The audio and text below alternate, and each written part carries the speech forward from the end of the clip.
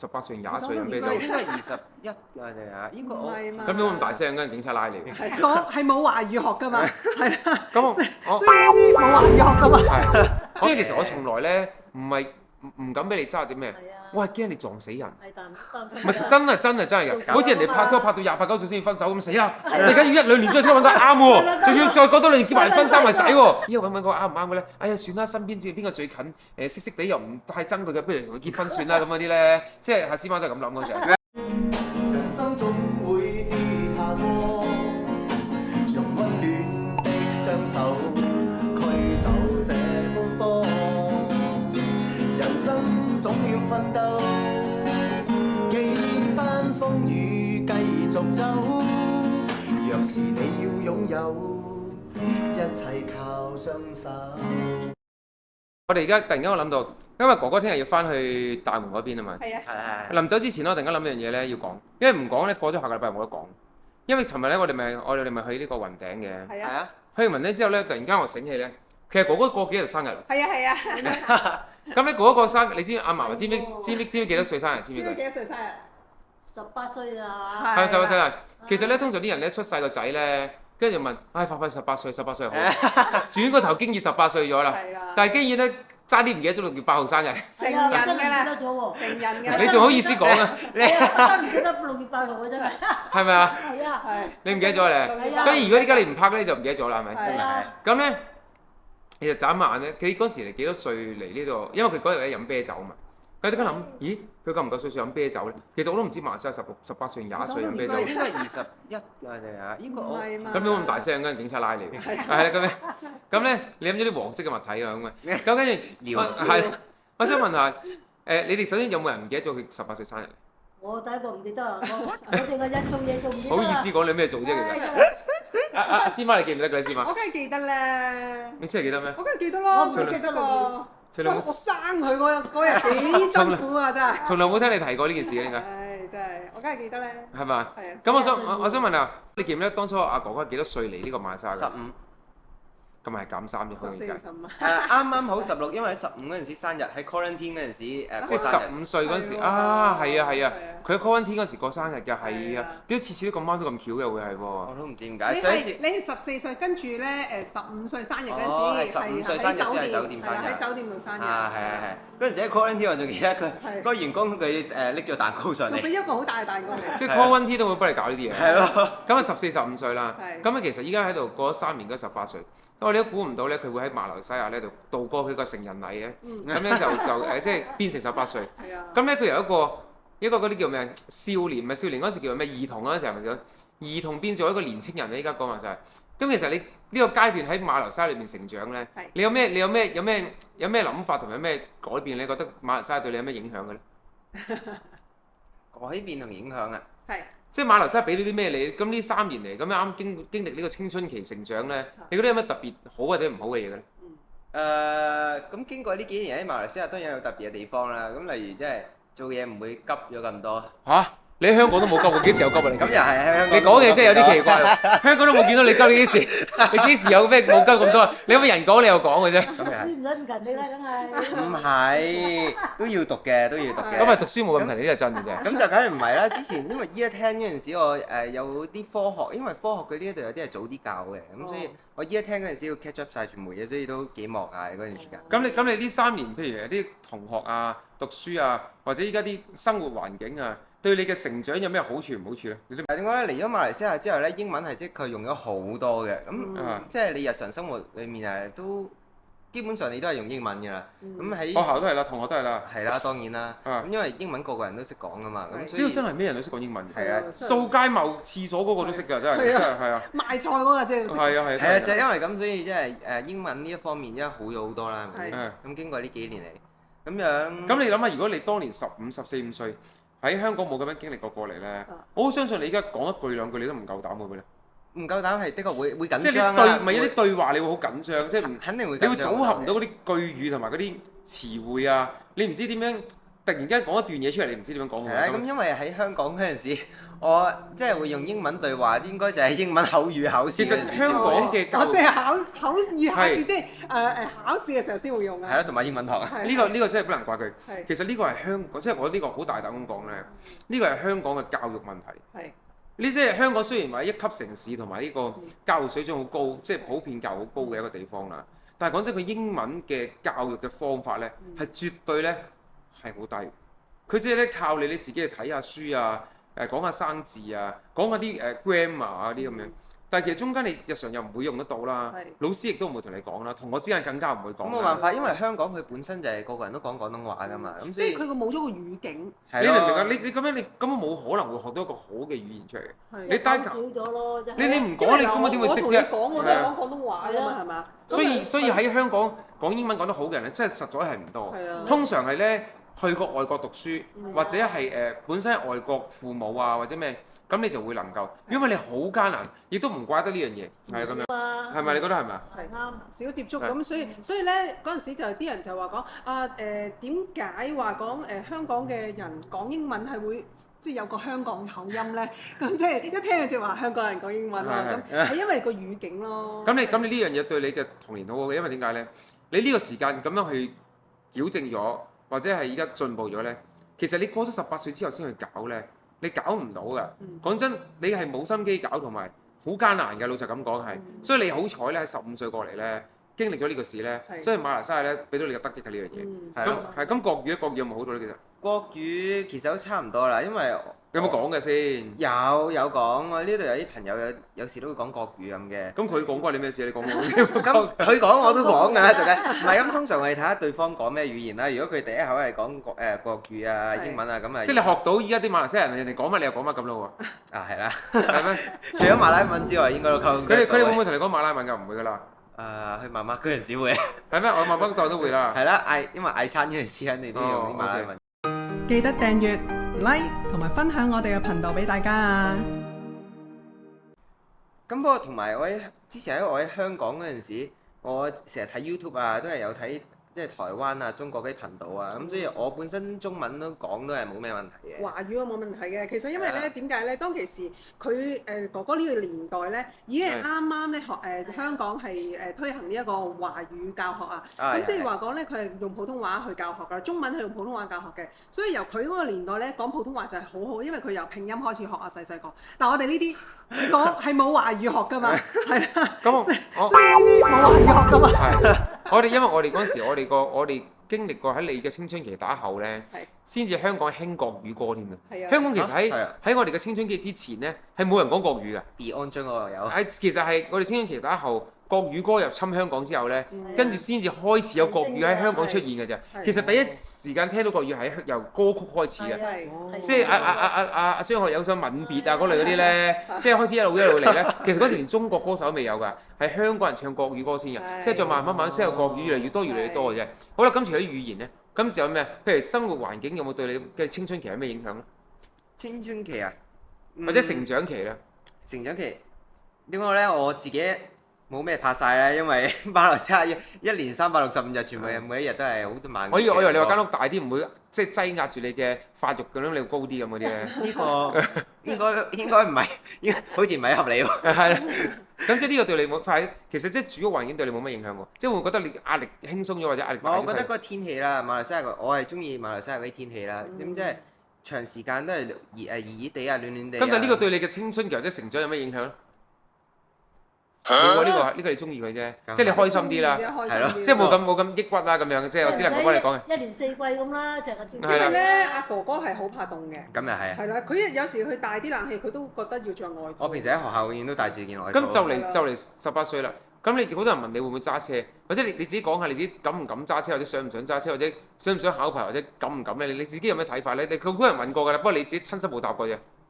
我覺得就係18歲應該做嘅嘢啦，佢其中一個。我覺得揸車呢樣嘢係真係一定要嘅，馬來西亞你好難唔揸車嘅。唔係咁你自己想唔想學，或者幾時想學咧？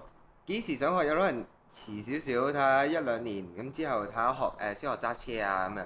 哦。係啦。1年咁或者入咗大學，等啲功課又冇咁忙，咁啊時間比較多啲嘅時候，係啊安定啲先學，學咗唔一定要即刻揸嘅，係啦，你先練習下先。你知其實我從來咧唔敢俾你揸啲咩，我係驚你撞死人。唔係真係㗎，減少。唔係你俾人撞到你個車，我唔介意，你賠錢我都哎呀，即係肉赤啫。我係驚我突然間你撞死個馬來西亞人，即係本土族嗰種啊！哇！我諗你真係監到你坐，你知道嘛？唔係講真㗎，我係驚你呢啲啊！你知道？即係我係擔心你呢啲嘢啫。我唔係我，所以我成日點解唔俾佢揸？佢哋有時唔明，即係你知啲電單車上面有好多本土族人飛馳㗎嘛。佢應該唔識揸，突然間夾咗中間夾到佢變咗三文治嗰陣時，大佬真係我驚你一讀完書就跟手去坐監啫。你明唔明啫？咁都幾大件事。即係呢個係最危險。我點解唔敢俾佢揸車嘅一個道理係，即係唔係因為撞爛車嗰個問題嘅，唔係驚賠錢嘅問題。係啊，你信唔信一讀完書即刻坐監？係喺入邊讀埋個碩士嗰啲，入邊喺度碩士。依家你讀到博士未出得翻嚟？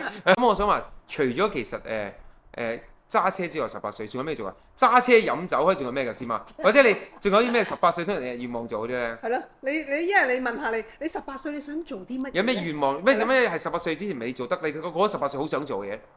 其實都冇咩，我冇話咩特別想要做喎。咁有咩？咁呢個人都冇咩願望同冇乜願景嗰啲人。我覺得好多時啲人咧係18歲就好想考車牌啊咁嗰啲嘢嘅，係啦咁樣樣。咁啊即係你冇咧。咁啊，英明證明你嗰啲生活好滿足啊！佢冇咩訴求到啊，係咪？咁又係。阿嫲嫲咧，嫲嫲有啲咩想講啊？對於佢18歲。18歲啊，咁啊都係求佢自己誒中意啦，睇下咩嘢，如果大啲嘅正式啊。去跑下步啊，健康啊，身體啊。呢啲唔關18歲，幾多歲呢個做？你講呢啲有啲問題嘅啫。咁佢又可以去下旅行啊。係啦，嗱有啲人咧中意18歲咧孭個背囊，走去搭火車啊，周圍去旅遊嗰啲嘅。即係我以前有呢個咁嘅心願嘅喎。俾佢見識係喎，開放下個心態啊嘛。係即係我以前有啲咁嘅心願，想孭個背囊周圍走，但係佢依家冇喎，佢好內斂喎，佢好心歸喎，冇呢咁講。你啲同學咧？你啲同學有冇？因為佢哋都係18歲啊嘛，咁佢哋會做啲咩咧？馬來西亞嗰啲同學，佢哋都仍然讀緊書啊。不過我香港嗰啲，佢哋啱啱考完最後嗰個試啦，個 DSE 啊。咁之後佢哋係成班同學有冇家長啊？冇啊，成班同學齋同學啦。咁樣有啲係直接坐高鐵啦，好似佢係經湖南定係邊度啦。咁之後直接就去西邊中國西嗰啲啦。唔係廣西啊，中國西部喎。喺西國廣西嗰邊。係咯。咁啊，直接搭過去玩。有啲係直接成班男仔坐飛機啊，去日本嗰邊玩啊咁咯。係咯。近近地咧都應該去參觀下睇下嘅。但係依家咁 Covid 又咁咩嘅，應該20幾歲會好啲啦，10幾歲有啲早得滯嘅。而家連嗰啲咩 Visa 又未識啊，過關又未識，咩都未識。啱先出生啊，啱先踏出第一步。係。不過18歲好可悲，我話俾你聽點解？點解咧？因為18歲好快，再過2年就變20歲。係啊。過20歲咧，你好快就變25歲。25歲再過多幾年就變30歲。其實你過18歲之後，好似變咗中年咁，你知道冇？咁樣45入都太快啊！個個都經歷呢個階段。真係㗎，你知唔知18歲嗰時我18歲，我心諗18歲有排都未變老坑㗎，一轉個頭變埋中年真係。你知嗰時我成日諗嘅，真係咁諗嘅。你會覺得轉個頭有排都未到20幾歲，我而家先18歲啫，怕咩啫咁嗰啲咧？轉個頭就22歲咯，同你講，18至22嗰時間係快得好緊要。你係好似眨下眼就變咗18至到22歲過咗㗎，會係真係㗎。眨下眼過咗。覺得好快脆。真係好快㗎，跟住22到25歲咧，又係覺得好快㗎喎呢個。真係㗎，因為其實講真咧，好多人約你去玩啊，做乜係啊？你18到22歲就啱啱好呢4年就係你大學嘅生涯。其實大學嘅生涯咧係多姿多彩嘅，係好多人點樣過？你又會走去即係又去打機啊！嗰陣時即係有機鋪啲㗎嘛，又去打機啊，又去飲酒啊，唱卡拉 OK 啊，咁好多呢啲嘢。以前細個唔會做啲，你全部喺度做嗰幾年。今日又翻暑期工啊咁樣，你啲時間你咪過得好快咯，係咪先咁講啊？同埋你識咗好多新嘅朋友喎，跟住同埋見到好多新嘅人喎，日日都唔同嗰啲嘢，或者即係識完呢班又會呢班可能又開始會唔見，好得意喎。嗰時後生啲朋友咧唔會識咗咧，成世都嗰啲喎。你哋識咗一輪咧，可能半年或者1年好熟，跟住以後都冇見㗎咯，跟住又識嗰班新㗎咯，跟住即係咁樣個環境嘅嘢比較少見咧。一轉咗環境，所以就係嗰幾年咧，10年8年咧，你知道咩？嗰啲朋友不斷咁轉㗎，即係你其實冇乜知己㗎。你成日好似咧嗰啲豬朋狗友啊，即係你今年玩完1年咧，跟住或者2年啦，跟住轉咗，突然間可能有一個嗌交嘅，成班就散晒啊，跟住咧轉咗成班，轉咗第二班啊咁樣啊，嗰10年8年啲朋友轉嚟轉去，可能轉到最尾一西走唔夠1個到2個咧做朋友嘅就最後係咁樣，係真係咁嘅情況嘅。係真㗎。係真嘅，係咁樣嘅。個個都咁。你問翻阿嫲嫲，你而家事前18至22嗰啲入朋友，你記唔記得係邊個打邊個？我連名都唔記得，我諗你。記得名。同學都唔記得咗啦，咁耐啊。你名我諗你名都唔記得啊，會唔會？唔記得啦。但係你發覺嗰10年咧，18至28係好快過。係。你去到28咧，你就開始有個心理關係，唉死啦30啦。係啊，就會成哎呀老啊。唔係我哋啱啱先講緊18之後，你突然間講20。因為18至28咧。你係好輕率啲時間過，你係唔會諗時間嘅。時間對於你嚟講係冇意思嘅。但係其實18至28呢個時間係就係因為你唔諗啊嘛。你唔諗啊，覺得好快。即係好似你一日唔諗，一路猛咁做嘢，啲時間朝頭早突然間10點變咗晏晝6點咁咧，咁你好快過啲時間。一到28咧，你就開始好謹慎啲時間。你到28開始咧，32歲驚㗎啦。係啦，跟住你29咧，你29到30咧，直頭你都一日咧度日如年啊！啲女人咧，死得結得婚未咧？即有冇男朋友冇結婚點算咧？係28、29咧開始擔心，係咪？因為你又喺度諗死啦！我如果再唔拍拖，咁我又要結婚喎，結婚又要生仔咯喎，33歲之前又話唔可以，你又30、35歲之前又要生咯喎。可唔可以生到仔咧？係啦，咁你未必有生到㗎嘛。如果你講咗30幾歲，你揾一個仲要40幾歲，咁你驚擔心你。好似人哋拍拖拍到28、9歲先分手咁死啦！你而家要1、2年先揾個啱喎，仲要再過多2年結埋婚生埋仔喎，哇好緊湊嗰啲時間㗎嘛！即係你阿媽當年都遇到呢個困難嘅，真係知冇？係真係好彩遇到我嘅啫。係呢個，即係所以呢啲係咪即係你去到25咧，其實冇去到咁後嘅，其實應該係18到25咧，你係咩都唔會擔心呢個時間，咩都任意咩都得嘅。但係26、7開始咧，你26到啦，你過埋25嘅開始26到啦，你又開始咩思想都開始嚟㗎啦，跟住又會擔心呢樣，又會擔心嗰樣，又擔心自己未買樓，又擔心自己乜乜，開始全部嘢都開始擔心㗎啦。跟住又話俾你聽，所以咧你要趁住18至25歲咧。盡量享受人生係嘛？好快啲 planning 咧25歲之後嘅嘢。如果你25歲先 planning 咧，就好大鑊㗎。話俾你聽真係，因為你25歲先 planning 咧，好多時係 planning 唔切嘅。你真係喎，你 planning 唔切喎。因為我以前做嗰啲 planning 所有嘢都係由18、9歲開始做嘅，所以先解我咁早可以退到休啊，同埋咧做到咁多嘢。如果你由25歲先可以做咧，即係包保你做唔切嘅所有嘢，話俾你聽，真係做唔切嘅。係啊，呢年幾喺度跟落，你驚㗎啦嘛。係啊，所以你即係話佢而家已經要開始諗下啊！我將來要讀邊一科啊？